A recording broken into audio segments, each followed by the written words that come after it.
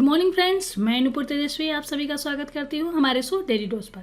आज हम 27 मई के करंट अफेयर्स पर डिस्कस करेंगे और आज के करंट अफेयर्स की पीडीएफ आप डिस्क्रिप्शन पर दिए गए लिंक से डाउनलोड कर सकते हैं।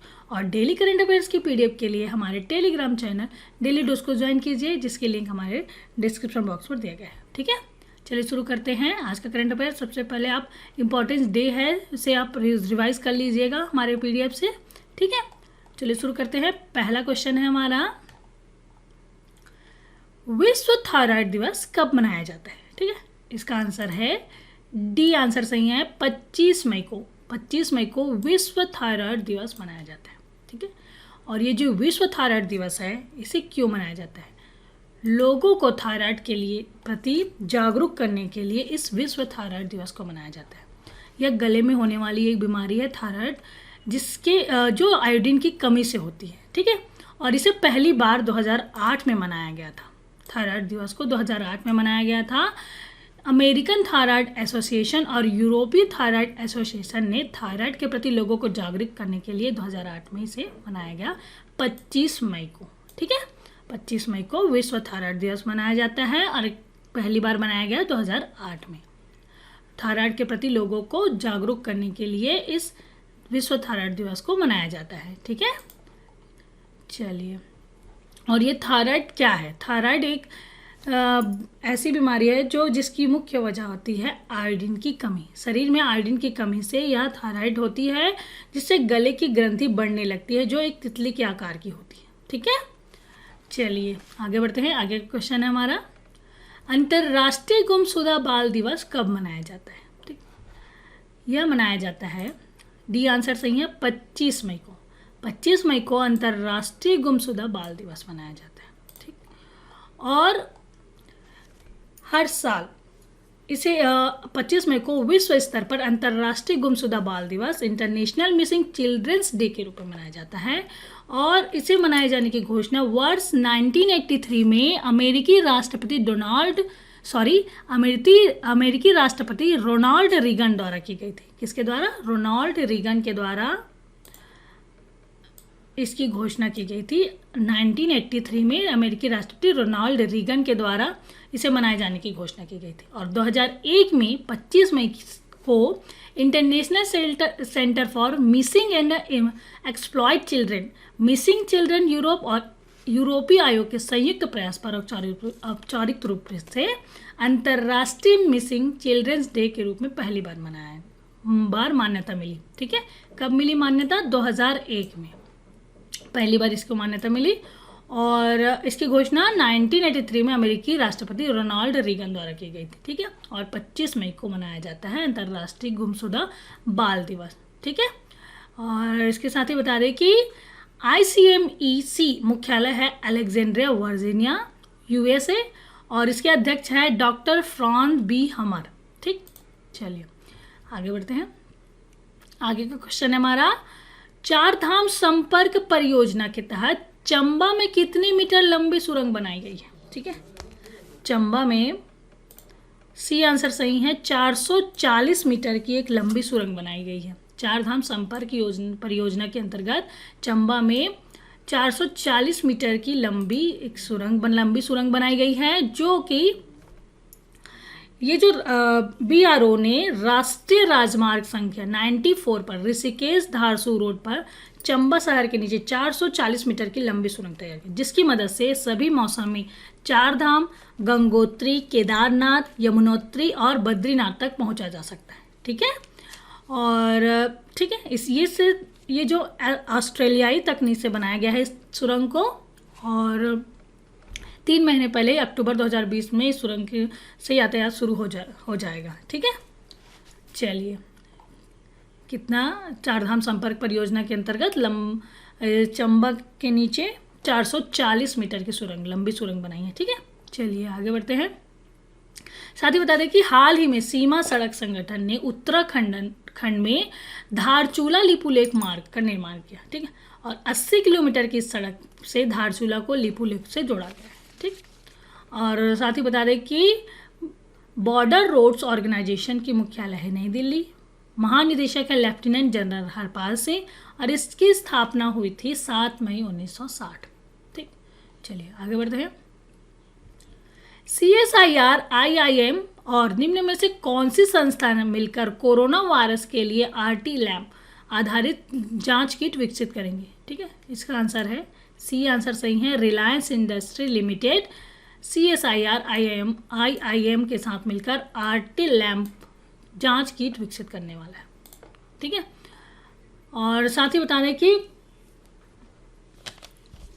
कोविड-19 RT-LAMP जांच रोगियों के नाक और गले के स्वाब के नमूने के साथ जाने की वाली न्यूक्लिक एसिड आधारित जांच है, जिसे CSIR, IIM जम्मू CSIR की एक संगठक प्रयोगशाला ने रिलायंस इंडस्ट्री लिमिटेड के साथ साझेदारी की, जिसमें एक नए reverse transcriptase loop mediated isolation thermal application आधारित कोविड-19 नैदानिक किट को विकसित किया जा सकता है। ठीक है,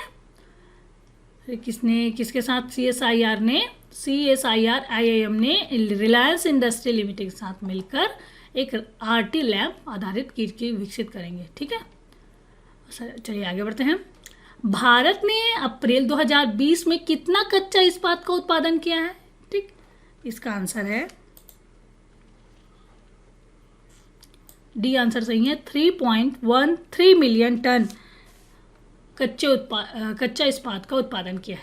भारत ने अप्रैल 2020 में 3.13 मिलियन टन कच्चे इस्पात का उत्पादन किया है, और इसे अप्रैल 2020 में वर्ल्ड स्टील एसोसिएशन द्वारा जारी रिपोर्ट के अनुसार अप्रैल 2020 में भारत के कच्चे इस्पात का उत्पादन 65% घटकर 3.13 मिलियन टन रह गया है। और यह रिपोर्ट भारत में अप्रैल 2019 में 9.03 मिलियन टन स्टील का उत्पादन किया था। ठीक है, अभी 65% घटकर 3.13 मिलियन टन रह गया है। ठीक है, चलिए आगे बढ़ते हैं। किस राज्य सरकार ने केंद्रीय कृषि सुधार योजना के तहत अद्वितीय सौर बाढ़ कृषि सुरक्षा कार्यक्रम को लागू करने के लिए प्रारंभिक कार्य शुरू कर दिया है? ठीक है, और राज्य है तमिलनाडु। बी आंसर सही है, तमिलनाडु राज्य ने केंद्रीय कृषि सुधार योजना के तहत अद्वितीय और सौर बाढ़ कृषि सुरक्षा कार्यक्रम लागू करने के लिए प्रारंभिक कार्य शुरू कर दिया। ठीक है, और साथ ही बता दें कि तमिलनाडु की स्थापना 26 जनवरी 1950 में हुई। राजधानी है चेन्नई, मुख्यमंत्री है पलानीस्वामी, राज्यपाल है बनवारी लाल पुरोहित, और चीफ जस्टिस हैं जस्टिस अमरेश्वर प्रताप शाही। ठीक है, चलिए आगे बढ़ते हैं। आगे का क्वेश्चन हमारा, प्रधानमंत्री मत्स्य संपदा योजना के अंतर्गत 2024-25 तक समग्र मत्स्य संपदा की उत्पादन कितनी निर्धारित की गई है? ठीक है, इसका आंसर है डी। आंसर सही है, 220 लाख मीट्रिक टन उत्पादन निर्धारित की गई है। किसके तहत? प्रधानमंत्री मत्स्य संपदा योजना के अंतर्गत 2024-25 में समग्र मत्स्य उत्पादन 220 लाख मीट्रिक टन निर्धारित की गई है। ठीक है, और साथ ही बता दें कि यह योजना 20 मई 2020 को प्रधानमंत्री श्री नरेंद्र मोदी की अध्यक्षता में केंद्रीय मंत्रिमंडल द्वारा मंजूरी की गई थी। ठीक है, चलिए आगे बढ़ते हैं। आगे का क्वेश्चन है हमारा, 22,000 करोड़ की 225 मेगावाट क्षमता वाली पनबिजली परियोजना के लिए ऊर्जा वित्त निगम ने किस राज्य के साथ एक समझौता किया? ठीक है, इसका आंसर डी। आंसर सही है, मध्य प्रदेश राज्य के साथ 22,000 करोड़ रुपए की 225 मेगावाट क्षमता वाली पनबिजली परियोजना के लिए ऊर्जा वित्त निगम PFC ने मध्य प्रदेश के साथ समझौता किया है। ठीक है, और इस समझौते में PFC के CMD श्री राजीव शर्मा और NBPCL के प्रबंध निदेशक श्री ICP केसारी ने वर्चुअल मंच पर हस्ताक्षर किया। ठीक है, और इस समझौते के तहत बसानिया बहुउद्देशीय परियोजना डिंडोरी,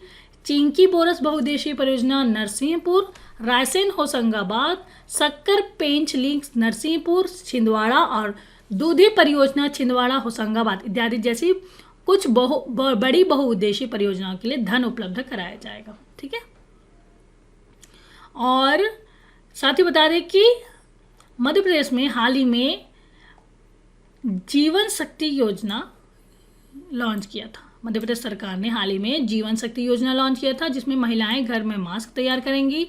जीवन अमृत योजना लॉन्च किया, जिसमें आयुर्वेदिक त्रिकोण चूर्ण बांटा जाएगा। साथ ही देश की पहली FIR आपके द्वार योजना भी शुरुआत की मध्य प्रदेश सरकार ने, ठीक है। और साथ ही मध्य प्रदेश सरकार ने चरण पादुका अभियान की भी शुरुआत की, और उसके साथ ही दीदी वाहन सेवा की भी शुरुआत मध्य प्रदेश सरकार ने की, ठीक है। और मध्य प्रदेश की स्थापना 1 नवंबर 1956 में हुई। इसकी राजधानी है भोपाल। राज्यपाल है लालजी टंडन, मुख्यमंत्री शिवराज सिंह चौहान और चीफ जस्टिस हैं AK मित्तल जी। आगे बढ़ते हैं। REC लिमिटेड ने अग्रिम पंक्ति के स्वास्थ्य कर्मियों को पौष्टिक आहार उपलब्ध कराने के लिए किसके साथ समझौता किया है? इसका आंसर है बी आंसर सही है, ताज सेट के साथ। ताज सेट के साथ REC लिमिटेड की अग्रिम पंक्ति के स्वास्थ्य कर्मियों को पौष्टिक आहार उपलब्ध कराने के लिए ताज सेट के साथ REC लिमिटेड ने समझौता किया है, ठीक है। और ये जो ताज सेट है, ताज होटल की सहयोगी कंपनी है ताज सेट लिमिटेड, और REC लिमिटेड ने हाथ मिलाया है। ताज सेट देश विदेशी एविएशन कंपनियों के लिए हवाई जहाज पर परोसे जाने वाली भोजन की आपूर्ति करता है। जो ताज सेट है, हवाई जहाज़ों पर जो खाना दिया जाता है उसकी ये इस ताज सेट के द्वारा ही प्रदान किया जाता है, ठीक है।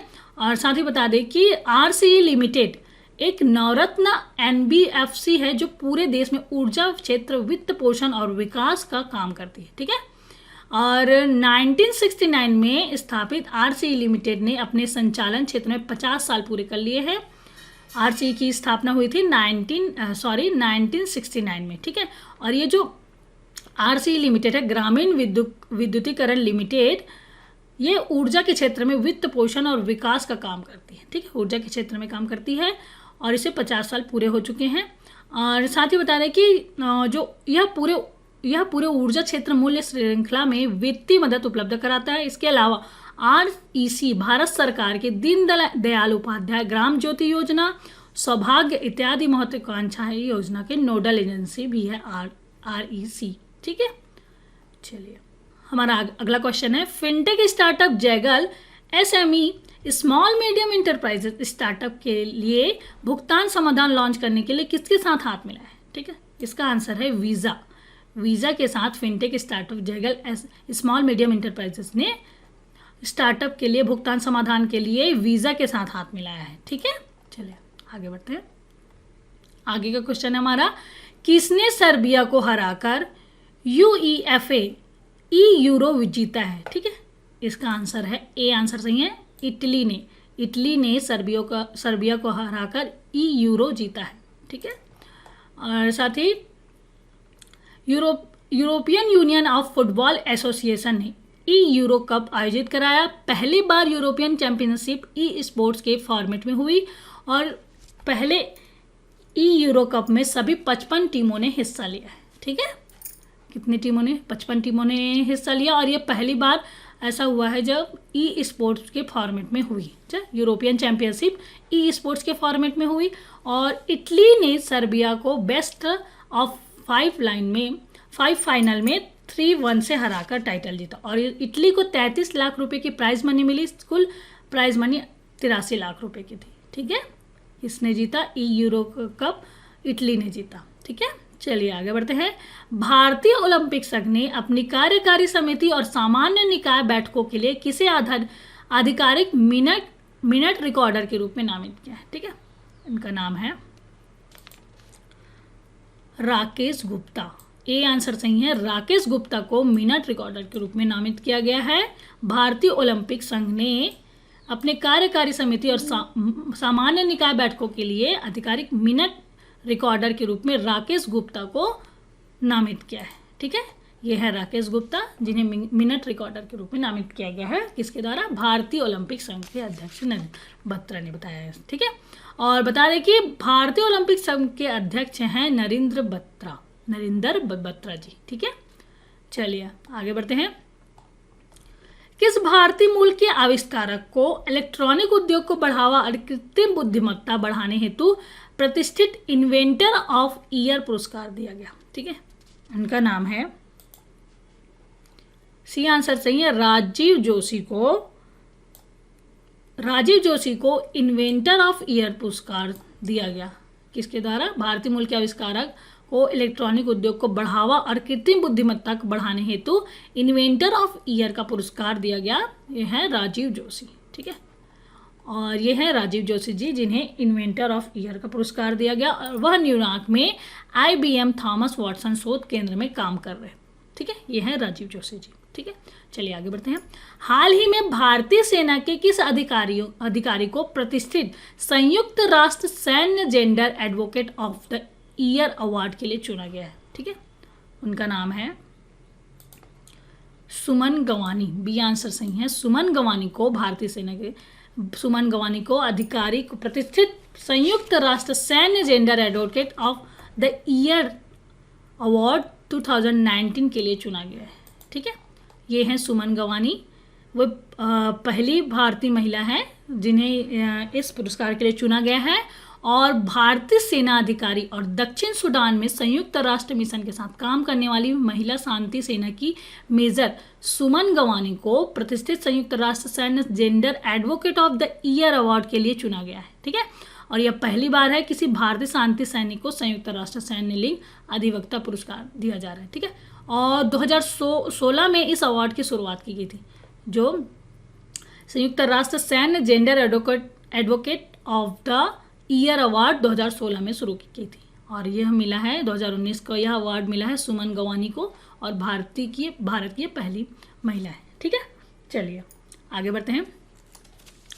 नासा के WFIRST हबल टेलीस्कोप का नाम क्या है? ठीक है, इसका नाम है, डी आंसर सही है, नैन्सी ग्रेस रोमन नाम रखा गया है इस हबल टेलीस्कोप का नाम। ठीक, और साथ ही बता दें कि नासा ने 2025 में लॉन्च करने के लिए अगली पीढ़ी के स्पेस टेलीस्कोप का नाम बदलकर अमेरिकी अंतरिक्ष एजेंसी की पहली मुख्य खगोल विज्ञानी नैन्सी ग्रेस रोमन के नाम पर रखा है। ठीक है, इस टेलीस्कोप का नाम बदलकर नैन्सी ग्रेस रोमन के सम्मान पर उनके नाम पर रखा गया है, और WFIRST की फुल फॉर्म है वाइल्ड फील्ड इंफ्रारेड सर्वे टेलीस्कोप। ठीक है, इसका नाम बदलकर नैन्सी ग्रेस रोमन रखा गया है, और नैन्सी पहली मुख्य खगोल विज्ञानी थी, इनके सम्मान में यह नाम रखा गया है। ठीक है, और ये जो टेलीस्कोप है वो 2025 में लॉन्च किया जाएगा। ठीक, साथ ही बता दें कि जो नैन्सी रोमन को हबल स्पेस टेलीस्कोप की मां के रूप में जाना जाता है। ठीक, जिसने 30 साल पहले लॉन्च किया गया था, जो हबल टेलीस्कोप के मां के रूप में नैन्सी ग्रेस रोमन को जाना जाता है, और जो हबल स्पेस टेलीस्कोप है इसे 30 साल पहले लॉन्च किया गया था।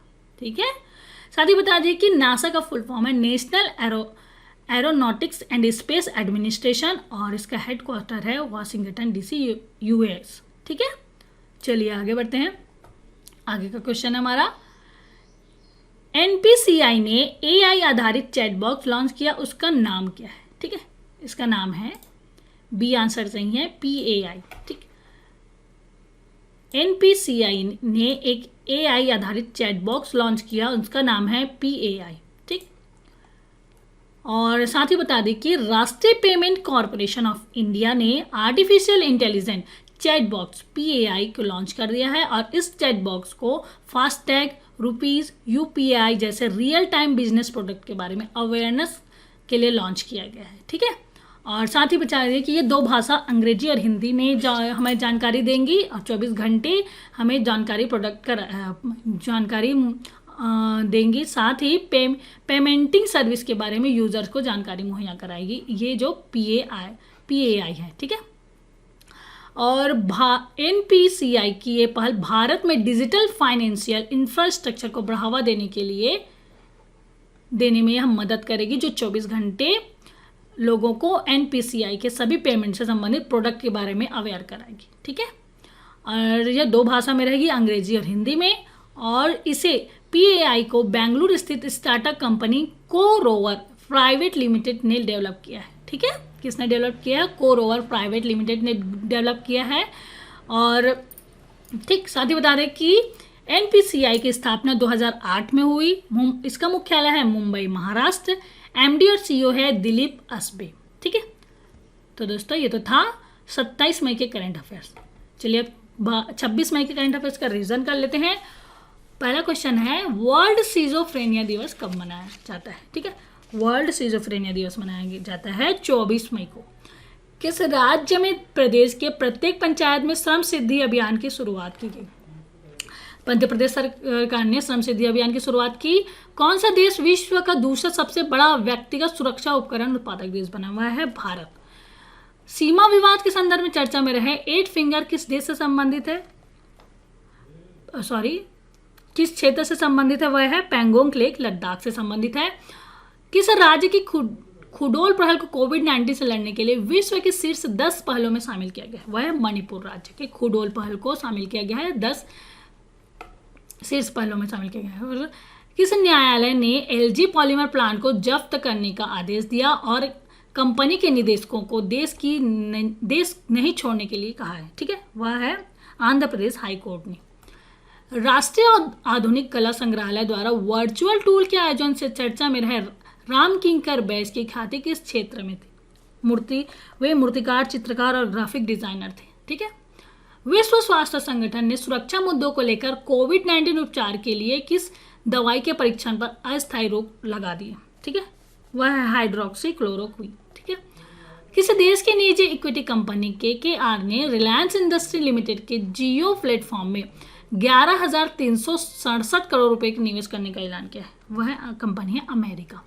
सार्वजनिक क्षेत्र के किस बैंक ने कोरोना वायरस से प्रभावित अपने सभी लेनदारों को ऋण सुविधा उपलब्ध करने की घोषणा की है? केनरा बैंक ने। किस कंपनी ने मोहित गुप्ता को अपने सह संस्थापक के रूप में प्रमोट किया है? वह कंपनी है जोमेटो। और भारतीय मूल के पुलित्जर विजेता चिकित्सक सिद्धार्थ मुखर्जी को अमेरिका के किस राज्य में आर्थिक सुधार के लिए नियुक्त किया गया है? वह है न्यूयॉर्क। और टेनिस प्लेयर और पूर्व वर्ल्ड नंबर 24 जेमी होम्सन ने अपनी रिटायरमेंट की घोषणा की। वह किस देश से संबंधित है? वे हैं अमेरिका से। और हाल ही में केविन मेयर ने किस कंपनी के CEO नियुक्त किए हैं? टिकटॉक के CEO नियुक्त किए गए हैं केविन मेयर को। हाल ही में जाने माने खिलाड़ी बलबीर सिंह का निधन हो गया। वह किस खेल से संबंधित है? वे हैं हॉकी खेल से संबंधित थे बलबीर सिंह, जिनका हाल ही में निधन हो गया। तो दोस्तों ये तो था 26 मई के रीजन। आज हमने 27 मई के करंट अफेयर्स पर डिस्कस किए। आज का वीडियो कैसा लगा प्लीज़ हमें कमेंट करके बताइए और लाइक ज़रूर कीजिए। अभी तक आपने हमारे चैनल को सब्सक्राइब नहीं किया है तो प्लीज़ सब्सक्राइब कीजिए और ज़्यादा से ज़्यादा अपने दोस्तों को शेयर कीजिए और डेली के नोटिफिकेशन के लिए बेल आइकॉन को प्रेस कीजिए। ठीक है, तो दोस्तों कल फिर मिलते हैं नए वीडियो के साथ। तब तक के लिए good day, bye, thank you.